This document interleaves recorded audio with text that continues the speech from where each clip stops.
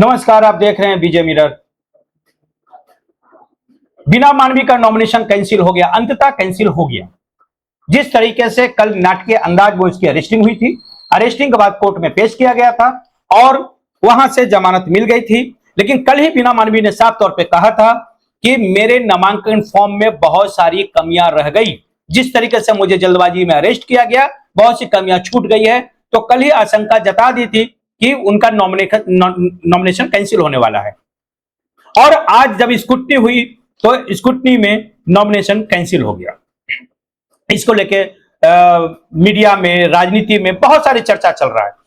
कुछ लोग कह रहे हैं कि बीना मानवी वहां से जीत रही थी, बीना मानवी का वहां से निकलना तय था, वो टक्कर दे रही थी बीजेपी को, वो टक्कर में थी प्रशांत किशोर के। ये सारी बातें चलो ठीक है, ये पॉलिटिकल एक्टिविटी में चलता रहता है।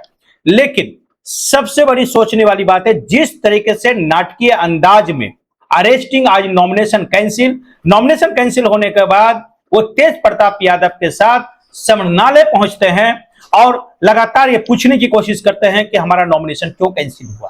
हालांकि भैया नॉमिनेशन इसलिए कैंसिल हुआ है क्योंकि उनके पास फॉर्म में कुछ ना कुछ कमियां पाई गई हैं और तेज प्रताप यादव ने कहा कि हम कोर्ट जाएंगे। कोर्ट जाने का विकल्प तो आपके पास है, लेकिन चुनाव में जो फाइनल जो डिसीजन होता है वही रहता है, कोर्ट का बहुत बड़ा विकल्प नहीं बचता है क्योंकि फॉर्म में कमियां रही होंगी तभी स्क्रूटनी में उनको हटाया गया है।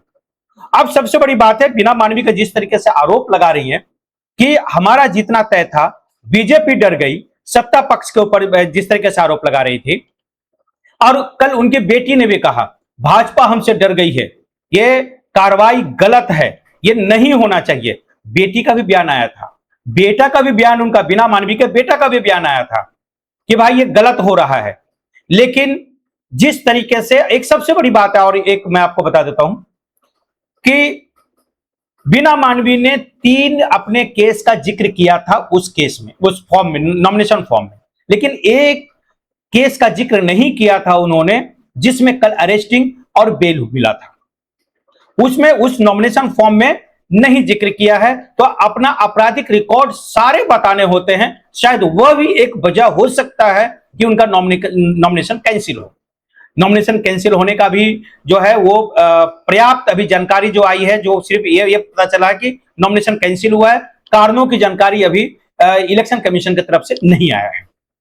चलिए जो भी है, लेकिन 3 केस का जिक्र था और चौथा केस भी कल सामने आया था। एक बहुत बड़ा मामला ये भी निकल के आता है सामने। बीना मानवी जिस तरीके से मीडिया में जा रही है, मीडिया में जिस तरीके से लोग उसको, उसके बातों को दिखा रहे हैं, लगता है कि कहीं ना कहीं एक पब्लिसिटी स्टंट भी अब बना हुआ है। हालांकि बीना मानवी अब किसको सपोर्ट करेंगी, क्योंकि बीना मानवी जो है वो प्रशांत किशोर के पार्टी से टिकट से लड़ना चाहती थी, लेकिन प्रशांत किशोर ने टिकट नहीं दिया था।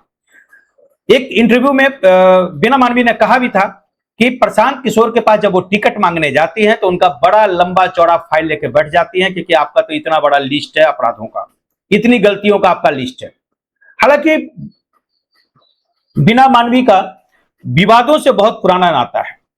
कुछ समय पहले भी एक बहुत बड़ा विवाद हुआ था, बीना मानवी के ऊपर कुछ उनके निजी जीवन के बहुत सारे फोटोग्राफ, वीडियो सब जारी किया गया था। इस पे 2 पक्षों के बीच में झगड़ा भी हुआ था और अंततः केस भी हुआ था, SC/ST एक्ट भी लगाया गया था। लेकिन आज बीना मानवी का नॉमिनेशन कैंसिल होना उनके जो इतिहास है उसको दिखाता है, और जिस तरीके से बीना मानवी का कैंसिल हुआ है वह एक विवाद खड़ा कर दिया है कि बीना मानवी का नॉमिनेशन कैंसिल क्यों हुआ। यह वीडियो आपको कैसा लगा कमेंट बॉक्स में जरूर बताएं। बहुत बहुत धन्यवाद।